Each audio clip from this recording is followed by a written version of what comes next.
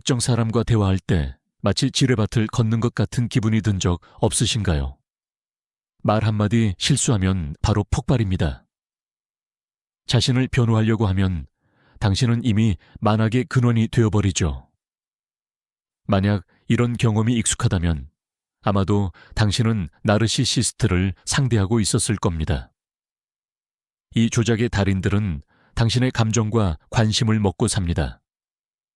그런데 만약 당신에게 나르시시스트를 방어할 뿐만 아니라 문자 그대로 그들을 미치게 만들 비밀 병기가 있다면 어떨까요? 이 영상에서는 그런 기술 10가지를 공개할 것입니다. 이것들은 단순한 조언이 아닙니다. 이들은 조종자의 힘을 완전히 무력화시킬 심리적 열쇠입니다. 영상을 끝까지 시청하시면 피해자에서 나르시시스트가 두려워하는 사람으로 변모하는 방법을 배우게 될 것입니다. 우리가 이 병기를 다루기 전에 우리가 상대하는 것이 누구인지 잠시 짚고 넘어가겠습니다. 나르시시스트는 단순히 자기애가 강한 사람을 넘어섭니다. 그들의 심리 밑바닥에는 자존감 대신 거대한 블랙홀이 자리 잡고 있으며 그들은 이것을 타인의 희생을 통해 채우려 발버둥 칩니다. 이러한 갈망을 우리는 나르시시스트적 자원이라고 부릅니다. 이는 감탄, 두려움, 당신의 분노, 눈물 등 모든 강렬한 감정이 될 수 있습니다. 그들에게 당신은 인격체가 아니라 이 자원을 공급하는 기능일 뿐입니다. 그들의 주된 목표는 통제입니다. 당신과 당신의 반응을 통제함으로써 그들은 자신이 중요하고 강하다고 느낍니다. 이 단순한 메커니즘, 즉 자원에 대한 갈망과 통제 욕구를 이해하는 것이 오늘 우리가 다룰 모든 기술의 기초가 됩니다. 우리는 그들을 바꾸려 하지 않을 것입니다. 대신 그들이 가장 갈망하는 것을 빼앗아 그들의 산소를 차단할 것입니다. 자, 이제 우리의 첫 번째이자 어쩌면 가장 핵심적인 기술인 그레이록 기법, 그레이록 메소드에 대해 알아보겠습니다. 길게 놓인 칙칙하고 눈에 띄지 않는 돌멩이 하나를 상상해 보세요. 당신은 그 돌에 신경 쓰나요? 아니요. 말을 걸어보려 하나요? 아니요. 그 돌은 당신에게 아무런 감정도 불러일으키지 않습니다. 바로 이것이 나르시시스트에게 당신이 되어야 할 모습입니다. 당신의 목표는 그 돌처럼 되는 것입니다. 그들이 당신에게 싸움을 걸거나 죄책감을 유발하거나 혹은 자신의 고통에 대한 극적인 이야기로 관심을 요구하려 할 때 당신은 최대한 짧고 건조하며 감정 없는 반응을 보여야 합니다. 네, 아니요, 알겠습니다, 그렇군요 정도만 말하십시오. 당신 삶에 대한 어떤 정보도 주지 말고 감정적인 반응도 논쟁도 일절 피해야 합니다. 당신은 그들에게 정보적으로나 감정적으로 완전히 막힌 벽, 즉 막다른 골목이 되어야 합니다. 처음에는 그들이 당황할 것입니다. 당신의 방어막을 뚫고 원하는 감정적 자극을 얻기 위해 압력을 높이려 시도할 수도 있습니다. 하지만 당신은 바위처럼 굳건해야 합니다. 겉보기엔 정말 간단한 이 방법이 왜 그들을 미치도록 효과적으로 괴롭히는 걸까요? 모든 것은 바로 그 나르시시스트 자원, 즉 나르시시스틱 서플라이 때문입니다. 나르시시스트는 마치 에너지 뱀파이어처럼 드라마와 갈등을 먹고 삽니다. 당신의 비명, 눈물, 변명, 분노 같은 격앙된 감정들은 그에게 있어서 최고의 진미입니다. 하지만 그가 회색 바위, 그레이락과 마주하게 되면 그는 배고픔을 느끼게 됩니다. 그는 엄청난 양의 에너지를 도발하는 데 쏟아붓지만 돌아오는 것은 공허함 뿐입니다. 마치 끝없는 심연에 대고 소리치는 것과 같습니다. 세상으로부터 끊임없는 반응을 요구하는 그의 부풀려진 자에게 이것은 참을 수 없는 고통입니다. 그는 자신처럼 위대하고 중요한 존재가 단순히 무시당한다는 사실을 도저히 이해하지 못합니다. 이는 그가 감독이고 당신이 꼭두각시인 그들의 각본을 완전히 망가뜨립니다. 무대 위에서 열정적인 독백을 쏟아내는 배우를 상상해 보세요. 그런데 관객석의 모든 사람들이 침묵하며 휴대폰만 쳐다보고 있는 겁니다. 당신이 회색 바위 방법을 사용할 때 나르시시스트가 느끼는 감정이 바로 이와 같습니다. 다음으로 소개할 강력한 도구는 개인적인 경계를 명확하게 설정하고 보호하는 것입니다. 나르시시스트에게 당신의 경계는 아예 존재하지 않습니다. 그들은 당신의 시간, 공간, 결정, 심지어 감정까지 침해할 권리가 있다고 생각합니다. 그들은 한밤중에 당신에게 전화하고 원치 않는 조언을 늘어놓고 당신의 선택을 비난하며 하루 24시간 내내 당신의 관심을 요구할 것입니다.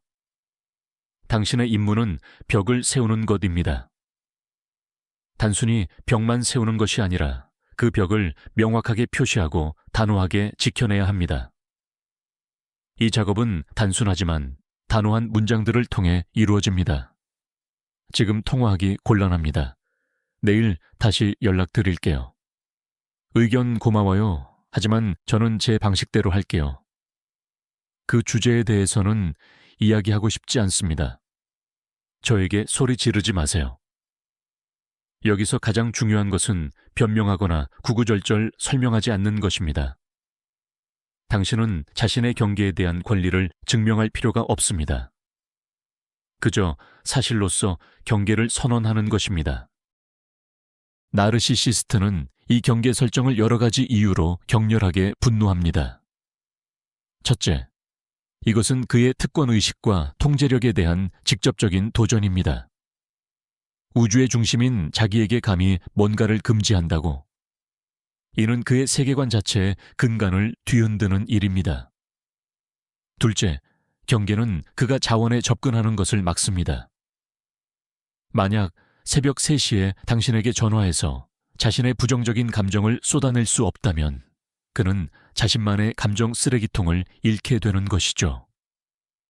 셋째, 공격성이나 변명 없는 당신의 단호함은 나르시시스트를 당황하게 만듭니다. 그는 사람들이 자신에게 굴복하거나 아니면 감정 싸움에 휘말려서 결국 자신이 이기게 되는 상황에 익숙합니다. 왜냐하면 그에게는 애초에 규칙이라는 게 없으니까요. 그런데 당신은 그저 안 됩니다 라고 말합니다. 침착하고 자신감 있게 말이죠. 이 행동이 그의 심리적 작동 시스템을 완전히 고장냅니다. 상상해보세요. 그가 문을 열려고 하는데 갑자기 그 자리에 튼튼한 벽돌벽이 나타난 겁니다. 그의 첫 반응은 충격일 겁니다. 두 번째는 분노와 함께 이 벽을 부수고 들어가려는 시도겠죠. 하지만 이 벽이 굳건히 서 있다면 그는 격노하면서 다른 문을 찾아 떠날 것입니다. 이제 세 번째 기술로 넘어갑니다. 이 방법은 인내심이 필요하지만 정말 놀랍고도 엄청난 결과를 가져옵니다. 그것은 바로 어떤 종류의 도발에도 흔들림 없이 얼음장 같은 평정심을 유지하는 것입니다. 나르시시스트 자기애성 인격자는 도발의 대가입니다. 그들은 여러분이 분노, 상처 혹은 죄책감 같은 원하는 반응을 보이도록 만들기 위해 어떤 버튼을 눌러야 하는지 정확히 알고 있습니다. 모욕을 주거나 여러분의 성과를 폄하하거나 심지어 예전 실수를 들춰낼 수도 있습니다. 이 모든 것은 여러분을 무너지게 만들기 위함입니다. 왜냐하면 여러분이 소리를 지르거나 울거나 변명하기 시작하는 순간 그는 승리한 것이기 때문입니다. 그는 자신의 에너지를 취하고는 흡족하게 봤지? 내가 너 얼마나 히스테릭한지 말했잖아 라고 비난할 수 있게 됩니다. 여러분의 임무는 그에게 이 만족감을 주지 않는 것입니다. 그가 공격을 시작할 때 여러분은 흥미롭지만 예측 가능한 곤충의 행동을 관찰하는 과학자라고 상상해 보세요. 감정적으로 휩쓸리지 말고 살짝 거리를 둔 채 호기심 어린 시선으로 바라보세요. 심호흡을 하세요. 중립적으로 대답하거나 아예 침묵을 지켜서 그가 공허함 속에 혼자 떠들도록 내버려 두십시오. 왜 이런 태도가 강력한 효과를 발휘하는 걸까요? 당신의 감정적 반응은 그가 당신을 지배하고 있다는 권력을 인정하는 꼴이 됩니다. 하지만 당신이 평온함을 유지할 때 그에게는 강력한 신호가 전달됩니다. 나는 네 영향을 받지 않아. 네 말은 그저 공허한 소리일 뿐이야. 이것은 상대방의 가장 아픈 곳, 바로 자신이 중요한 사람이라는 자존심에 치명타를 입힙니다. 당신을 괴롭히려고 그토록 많은 노력을 쏟아부었는데 당신은 포커페이스로 일관합니다. 이는 그의 존재 자체를 무가치하게 만드는 행동입니다. 그는 자신이 바보 같고 무력하다고 느낍니다. 마치 광대가 관객을 웃기려 필사적으로 노력하는데 객석에서는 오직 싸늘한 침묵만이 감도는 상황과 같습니다. 그의 모든 조종수단과 레퍼토리가 쓸모없어지는 순간입니다. 익숙한 시나리오가 부서졌기 때문에 그는 다음에 뭘 해야 할지 알지 못합니다. 물론 그는 압박을 강화하거나 노골적인 모욕으로 전환할 수도 있습니다. 그러나 당신이 평정심을 잃지 않는다면 그는 결국 헛되이 에너지를 모두 소진하며 지쳐버릴 것입니다. 이는 그에게 귀중한 자원을 빼앗는 것뿐만 아니라 그가 가장 참을 수 없는 통제력 상실이라는 고통을 안겨주게 됩니다. 네 번째로 소개해드릴 아주 교묘한 기법은 외교적 유도 기술이라고 불립니다. 이 기술의 핵심은 나르시시스트에게 어떤 문제를 제기해야 할 때 너를 주어로 하는 문장 대신 우리 혹은 나를 주어로 하는 표현을 사용하는 것입니다. 나르시시스트는 어떤 종류의 비판도 절대 용납하지 못합니다.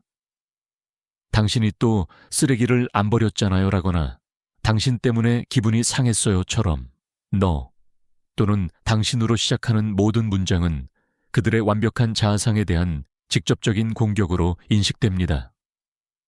이런 공격을 받으면 즉시 방어 기제가 작동하며 이는 부인, 역으로 당신을 비난하거나 혹은 가스라이팅으로 이어집니다. 대신 문제를 우리 모두의 공동 문제처럼 들리도록 재구성해 보세요. 예를 들어 당신은 절대 내 말을 듣지 않아. 대신 우리 사이에 오해가 생긴 것 같아요. 함께 풀어보도록 노력해 봅시다 라고 말하는 것입니다. 또한 당신은 매번 늦잖아요. 대신 우리가 어디에도 늦지 않도록 시간을 좀 더 잘 관리할 필요가 있을 것 같아요 라고 바꿔 말할 수 있습니다. 이것은 미묘한 차이처럼 보이지만 관계에 있어서는 매우 결정적인 차이를 만드는 대체 기술입니다. 이것이 나르시시스트에게 어떤 영향을 미칠까요? 그들은 완전히 중심을 잃게 됩니다. 나르시시스트는 공격에 대비하여 이미 반론까지 준비했지만 정작 공격은 일어나지 않습니다. 당신은 그를 개인적으로 비난하는 대신 우리가 함께 겪는 문제 해결을 제안합니다. 당신이 자신과 같은 편에 서 있다는 입장을 보이면 그가 방어적으로 나오거나 당신을 비난하기는 훨씬 더 어려워집니다. 이 방식은 그들의 혼란을 가중시킵니다. 물론 그는 여전히 모든 상황을 뒤집어 당신을 탓하려고 할 수 있지만 그가 늘 사용하던 방어 기제들은 훨씬 더 비효율적으로 작동합니다. 그는 강요받게 됩니다. 문제를 공통으로 인정하거나 이것 자체만으로도 그에게는 불쾌한 일이죠. 아니면 건설적인 제안을 거부함으로써 완전히 부적절한 사람처럼 보이거나 이 기술은 그의 뇌가 익숙하지 않은 방식으로 작동하게 만들고 그는 자동적으로 행동할 수 없게 만듭니다. 마치 싸움에 대비하고 있는 사람에게 갑자기 논리 문제를 던져주는 것과 같습니다. 그는 자신의 표준적인 조종수를 사용할 수 없다는 사실에 당황하고 짜증을 냅니다. 우리 프로그램의 5번째 요점은 감정이 아닌 사실에 대한 철저한 집중입니다. 나르시시스트와의 모든 논쟁은 여러분을 감정의 늪, 비난, 제멋대로의 해석, 그리고 자기에게 유리하게 왜곡된 기억 속으로 끌어들이려는 시도입니다. 그들은 이렇게 말할 것입니다. 넌 항상 그래. 넌 한 번도 나를 소중히 여긴 적이 없어. 넌 나한테 상처를 주려는 거야. 이 모든 것은 구체적인 근거가 전혀 없는 감정적인 조작일 뿐입니다. 여러분의 무기는 사실입니다. 건조하고 확인 가능하며 그 누구도 반박할 수 없는 사실 말입니다. 누가 어떤 감정을 느꼈는지에 대한 말다툼에 휘말리는 대신 데이터로 대응하십시오. 당신은 7시에 집에 온다고 했죠. 지금은 9시입니다. 이건 사실입니다. 우리는 이 청구서를 당신이 지불하기로 합의했습니다. 여기 청구서가 있습니다. 지불되지 않았습니다. 이건 사실입니다. 그가 대화를 엉뚱한 방향으로 끌고 가게 허용하지 마십시오. 그가 3년 전에 당신이 라고 말하며 시작하는 순간 여러분은 차분하게 그를 주제로 되돌려 놓아야 합니다. 우리는 지금 그것에 대해 이야기하는 것이 아닙니다. 우리는 구체적인 사실에 대해 이야기하고 있습니다. 이것이 바로 나르시시스트를 돌아버리게 만드는 지점입니다. 사실이야말로 그들의 크립토나이트와 같기 때문이죠. 그들은 사실에 대해 논쟁할 수 없습니다. 감정이나 기억처럼 쉽게 사실을 왜곡할 수도 없죠. 사실의 세계는 객관적인 현실이지만 나르시시스트는 자신이 항상 옳다고 믿는 자신만의 조작된 현실 속에서 살아가기 때문입니다. 당신이 반박할 수 없는 사실로 그들을 궁지에 몰아넣을 때 그들의 환상적인 세계는 산산조각 납니다. 그들에게 남은 선택지는 2가지뿐입니다. 사실을 인정하거나 이는 자존심에게는 죽음과도 같습니다. 아니면 히스테리를 부리며 당신을 잔인하고 속 좁은 사람으로 비난하는 것이죠. 대부분의 경우 그들은 후자를 선택합니다. 하지만 이 경우에도 당신은 승리한 것입니다. 그들의 조종에 넘어가지 않았고 감정적인 수렁에 빠지지 않았기 때문이죠. 당신은 현실이라는 단단한 기반 위에 머물렀지만 그들은 자신의 거짓말과 현실을 받아들이지 못하는 무능력함에 홀로 남겨진 셈입니다. 이것은 그들 자신의 눈으로 보기에 스스로의 권위를 흔들리게 만듭니다. 물론 그들은 결코 내색하지 않겠지만 말입니다. 6번째 방법, 이제 사과를 멈추세요. 나르시시스트와 오래 관계를 맺어온 사람들은 모든 것에 대해 사과하는 습관을 갖게 됩니다. 자신의 감정, 자신이 원하는 것, 심지어 날씨나 나르시시스트의 기분까지도요. 조종자는 여러분을 다루기 쉽고 순종적으로 만들기 위해 의도적으로 죄책감을 심어줍니다. 자신을 방어하거나 불만을 표현하려는 모든 시도는 곧바로 비난으로 돌아옵니다. 다 내 탓이야. 네가 나를 이렇게 만들었잖아. 시간이 지나면서 여러분은 그 말을 믿기 시작하고 단순히 갈등을 멈추기 위해 반사적으로 사과하게 됩니다. 자, 이제 이것을 멈춰야 합니다. 영원히, 단호하게요. 그의 감정과 반응에 대한 책임을 떠맡는 것을 그만두세요. 여러분은 자신의 감정을 가질 권리가 있습니다. 원하는 것이 있을 권리가 있습니다. 단지 존재한다는 이유만으로 사과할 필요는 없습니다. 여러분이 실제로 잘못했을 때만 사과하세요. 그 외의 경우에는 침묵하거나 당신의 입장을 단호하게 고수하십시오.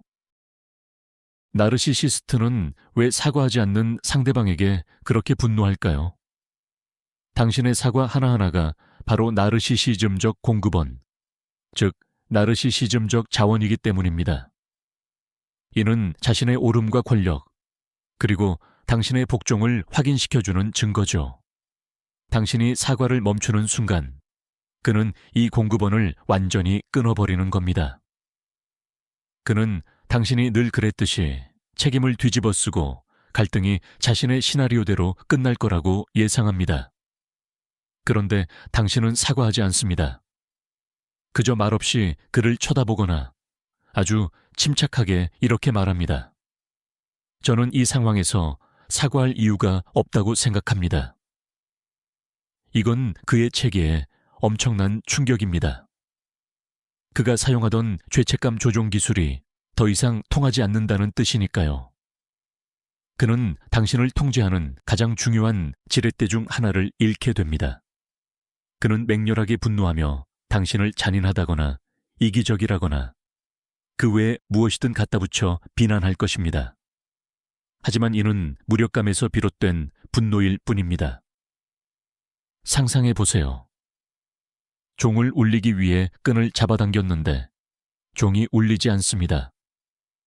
더 세게, 아주 더 세게 잡아당겨도 돌아오는 건 침묵뿐입니다.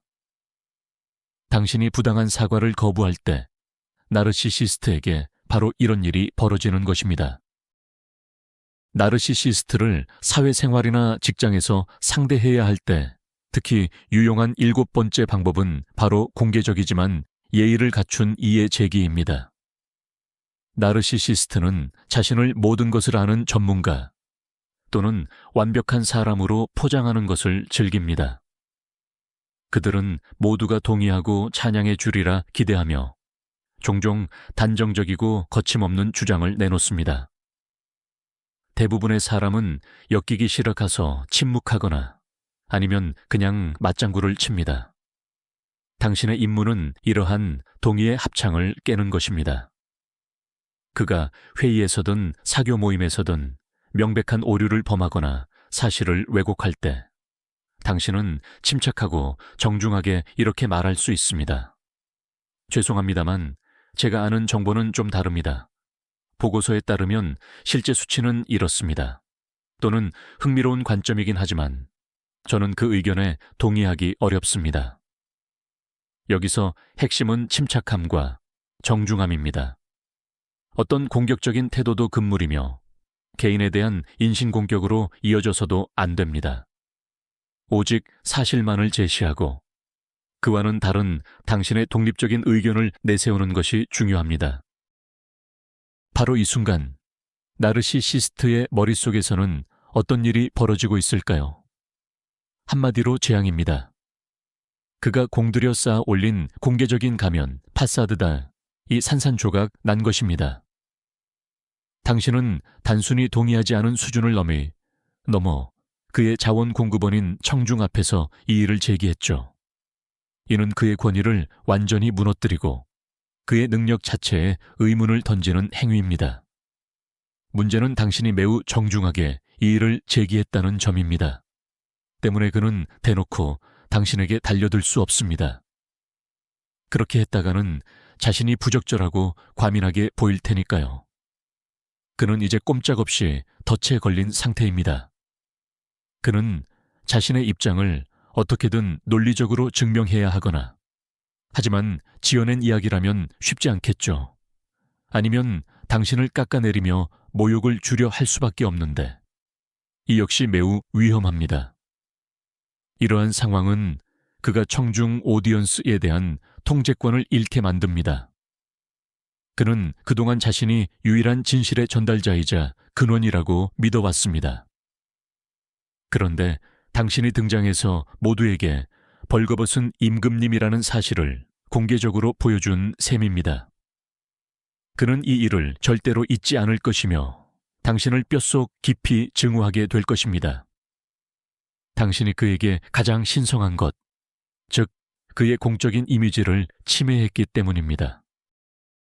나르시시스트를 확실하게 흔들어 놓는 8번째 방법은 그들의 업적이나 관심 유도 시도를 완전히 무시하는 것입니다. 나르시시스트는 끊임없이 박수갈채와 찬사가 필요합니다. 그들은 자신의 성공을 자랑하고 종종 과장되거나 지어낸 이야기일지라도 사람들이 자신을 얼마나 좋아하고 인정하는지 떠벌리며 새로 산 비싼 물건들을 과시하려 들 겁니다. 이 모든 것은 단 하나의 목적, 바로 당신의 반응, 감탄, 그리고 질투를 얻기 위함입니다. 이것이 그들의 자아, 에고를 채우는 연료입니다. 하지만 당신은 그 연료를 공급하지 않습니다. 그가 또 다른 자랑 섞인 독백을 시작할 때 당신은 무표정한 얼굴로 듣습니다. 덧붙여 묻지도 와, 어떻게 저런 생각을 했어? 대단하다. 같은 감탄사도 내뱉지 마세요. 잘해봐야 고개만 끄덕이며 알겠어 라고 말한 뒤 대화를 전혀 다른 일상적인 주제로 바꿔버리는 겁니다. 예를 들어 그가 협상을 얼마나 천재적으로 잘했는지 30분 동안 떠들어댔다면 당신은 마지막에 이렇게 말하는 거죠. 알았어. 그런데 집에 오는 길에 빵 사는 거 잊지 마. 이것은 순수한 가치 절하 디발류에이션입니다. 그리고 이것은 나르시시스트에게는 직접적인 모욕보다 훨씬 더 심한 것입니다. 직접적인 모욕은 강렬한 감정, 즉 나르시시스트에게는 일종의 자원 리소스이 됩니다. 하지만 당신의 무관심은 그저 공허함일 뿐입니다. 이것은 그에게 네가 엄청나게 중요하다고 생각하는 것이 내게는 단 하나도 의미가 없다, 취향이 없다는 신호가 됩니다. 이는 그의 정체성, 그 인격의 핵심에 가해지는 타격입니다. 그는 당신에게 깊은 인상을 주기 위해 그 연설을 얼마나 열심히 준비하고 리허설까지 했을까요? 그런데 당신은 그의 연출을 그저 무시해버린 것입니다. 이는 그가 단순히 보잘것없다고 느끼게 만드는 것을 넘어 마치 투명 인간처럼 보이지 않는 존재로 느끼게 만듭니다. 그의 웅장한 자아, 기란디오스 셀프르가 완전한 무관심에 부딪혔기 때문에 이는 곧 나르시시즘적 상처를 유발합니다. 그는 격노하고 당황할 것입니다. 그는 심지어 나한테 관심 없어? 라고 직접적으로 물어볼 수도 있습니다. 이때 당신은 침착하게 이렇게 대답하면 됩니다. 왜 관심이 없겠어요? 다만 저녁으로 뭘 만들지 생각 중이었어요. 이 방법은 그가 자신을 과시하고 확인하는 주된 수단인 자랑 보스팅을 그의 손에서 완전히 빼앗아 버립니다. 9번째는 아마도 여러분에게는 가장 기쁘고 나르시시스트에게는 가장 고통스러운 지점일 겁니다. 그것은 바로 그의 참여 없이 이룬 여러분 자신의 성공과 행복입니다. 나르시시스트는 당신의 우주의 중심이 되기를 열망합니다. 당신의 삶, 감정, 성공과 실패가 모두 자신을 중심으로 돌아가기를 바랍니다. 그는 종종 무의식적으로, 때로는 의식적으로 당신이 발전하려는 시도, 새로운 취미를 찾거나 친구를 만나거나 경력을 쌓으려는 시도를 방해합니다. 당신이 자신에게 의존적이고 조금은 불행해야 그를 통제하기가 더 쉽기 때문입니다. 따라서 나르시시스트에게 가할 수 있는 가장 치명적인 행동은 바로 당신이 진정으로 행복하고 성공적인 사람이 되는 것입니다. 당신이 좋아하는 직업을 찾으세요. 운동을 하세요. 여행을 떠나세요. 긍정적인 사람들과 교류하세요. 나르시시스트가 끼어들 여지가 전혀 없는 의미로 당신의 삶을 가득 채우세요. 이것이 왜 그 사람을 미치게 만드는 걸까요? 당신의 성공은 그가 당신의 삶에서 얼마나 보잘것없고 쓸모없는 존재인지 보여주는 산 증거이기 때문입니다. 당신이 없으면 아무것도 아니라는 그의 핵심적인 망상, 그 미신을 깨부수는 거죠. 당신이 눈부시게 성장하고 승승장구하는 모습을 보는데 그가 여기에 아무런 기여도 하지 않았다는 사실을 깨닫는 순간 그의 부풀려진 자존심은 풍선처럼 터져버립니다. 이것이 그에게는 엄청난 질투심과 분노를 일으킵니다. 그는 당신의 성과를 자기 것처럼 주장할 수도 없고 통제할 수도 없습니다. 당신의 성공은 바로 그 사람 자신의 공허함을 들여다보게 만드는 거울과 같습니다. 그는 분명 당신의 성과를 폄하하려고 할 겁니다. 고작 승진? 요즘 누가 그런 거 못해 라거나 아니면 자기 덕분이라고 주장하겠죠. 다 내가 뒤에서 도와줘서 된 거야. 하지만 당신은 진실을 알고 있죠. 그리고 그에게 의존하지 않는 당신의 진정한 행복은 그를 영원히 따라다니며 괴롭히고 미치게 만드는 침묵의 비수가 될 겁니다. 그리고 마침내 10번째 방법입니다. 이것은 나르시시스트와의 관계에서 쓸 수 있는 궁극의 무기이자 말 그대로 핵 버튼과도 같습니다. 그것은 바로 완벽한 관계 단절, 즉 완전한 연락 두절입니다. 만약 상황적으로 가능하고 그 사람과 자녀나 직장 같은 피할 수 없는 연결고리로 묶여 있지 않다면 그들의 통제력을 박탈하는 가장 효과적인 방법은 그 사람의 삶에서 완전히 사라지는 것입니다. 전화번호를 차단하고 모든 소셜미디어에서 삭제하며 마주칠 수 있는 장소는 철저히 피해야 합니다. 작별 인사 같은 건 필요 없습니다. 어떤 설명도 변명도 할 필요 없습니다. 그냥 사라지세요. 이것은 약함이나 비겁함의 표시가 아닙니다.